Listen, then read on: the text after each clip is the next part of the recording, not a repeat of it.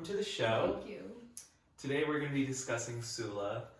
Toni Morrison's book is a revolutionary piece of literature in the way that it blurred normative perceptions of women, and more specifically black women, in society. And today we're going to be discussing Morrison's description of motherhood. I think the best place to start this discussion is with the author herself. Morrison wrote Sula as a single mother in Queens while working an office job in Manhattan. She describes every rent payment as, quote, an event, every shopping trip, a triumph of caution over the reckless purchase of a staple. Wow. Her experiences in life can be seen throughout the novel through her sacrifices. Her non-normative, or not rich and white, experience with motherhood allows Morrison to sort of redefine motherhood in a literary sense through the inheritance of personality, sacrifice, and love.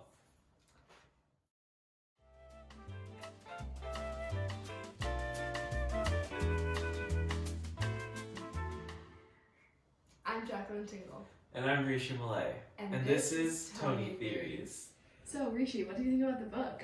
I really liked it. I thought every piece, every word, every sentence was crafted really beautifully, and you could tell there was a lot of thought behind every sentence. Like, nothing was just kind of thrown in there for the sake of it. Yeah. Personally, I found Morrison's exploration of motherhood in Sula really intriguing. The inheritance of personality specifically, I think, plays a large role. The extent to which the characters either reject or embrace the personality that their mother has laid out for them really shapes their lives. Yeah. You can take Nell and Helene, for example. Like, early in Sula, Nell rejects the identity laid out by her mother. I remember the scene on the train. She says, "I'm me. I'm not their daughter. I'm not Nell. I'm me. Me." She refuses to identify with the name given to her by her mother, and Nell later states that this revelation gave her the strength to form a friendship with Sula without Helene's approval, which is a pivotal moment in the novel and really sets up the entirety of the story. Yeah, and then as Nell becomes an adult, she becomes more and more like her mother. She accepts that traditional female role as the dutiful mother and wife. And then when Sula returns to the bottom, she fails to understand or realize that Nell has embraced those normative views of monogamy that are sort of represented by Helene, her mother. Right. So Sula and Nell's friendship was only possible in the first place because of Nell's rejection of her mother's identity. And then when Sula has sex with Jude, the capitulation to Helene's norms is what causes an irreparable rift in their friendship. The inheritance of personality is such a complex theme, and it represents different things to each different set of mothers and daughters. But I think in the case of Nell and Helene, Nell's rejection of her mother's personality really represents freedom for Nell. Interesting. The next major theme that we should talk about is sacrifice. Yeah, sounds good. Let's start with Eva. In this book, she's kind of like the mother of all mothers. You can just like think of her name. Eva, Eve, Adam and Eve, that sort of thing. So the most obvious example is Eva chopping off her leg to sustain her family, like avoid the depths of poverty. I think part of Morrison's redefinition of like what motherhood looks like is that mothers don't necessarily have to be with the children all the time, but they're also working away from the children to support them. And I think that's a big part of her definition.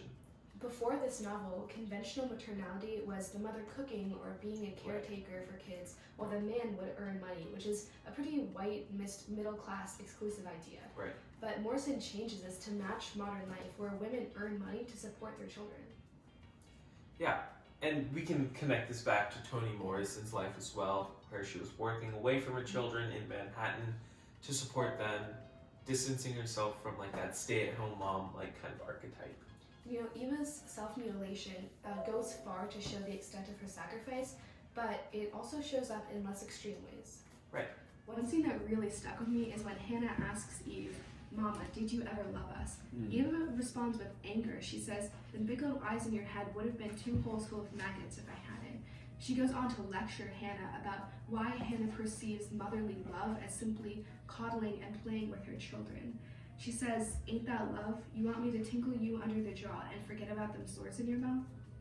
Yeah, I really like that moment too. Morrison further calls into question modern notions of motherly love and sacrifice.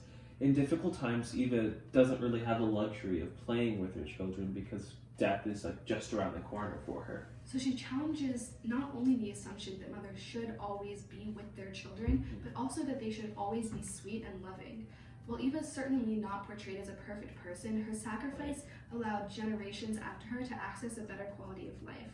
Her love manifested in an unyielding desire to keep herself and her children alive, not in platitudes. So, in many ways, Sula is a revolutionary novel.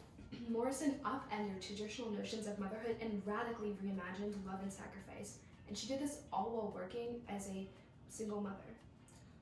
And while her work contains too many beautiful and complex themes to unpack in such a short amount of time, we hope that we've provided some insight into the role of motherhood in Sula. Thank you.